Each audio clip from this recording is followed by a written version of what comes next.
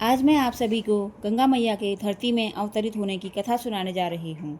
बहुत समय पहले की बात है। एक बहुत बड़े और शक्तिशाली राजा थे, राजा सगर। उनके 60,000 पुत्र थे। राजा सगर ने एक बहुत बड़ा अश्वमेध यज्ञ किया। इस यज्ञ में एक घोड़ा छोड़ा जाता था। उसे पूरे राज्य में घूमने दिया जाता था। जो राजा इसे रोक लेता वह युद्ध का कारण बन जाता था। लेकिन इस बार घोड़ा गायब हो गया।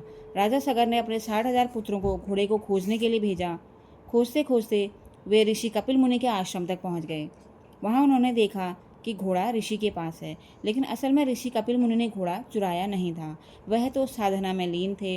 राजा के पुत्रों ने बिना समझे ऋषि पे आरोप लगाया और उन्हें अपमानित करने लगे। इसी बात पर क्रोधित होकर कपिल मुनि ने उन्हें भस्म कर दिया। राजा सगर के पुत्र मोक्ष प्राप्त नहीं कर सके और उनकी आत्माएं शांति के बिना भटकने लगी। इसके बाद पीढ़ियों बाद सगर के वंश में एक बहुत ही धर्मात्मा राजा हुए, राजा भगीरथ। भगीरथ ने अपने पूर्वजों की आत्मा को मोक्ष लाने का संकल्प लिया।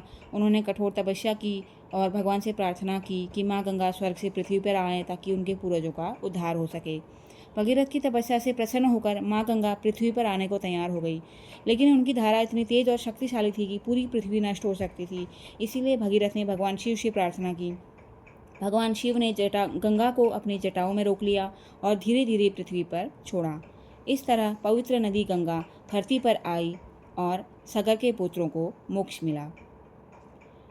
यह माना जाता है कि इस दिन गंगा में स्नान करने से पापों का नाश होता है और यह दिन शुद्धता, मोक्ष और आध्यात्मिक उन्नति का प्रतीक है।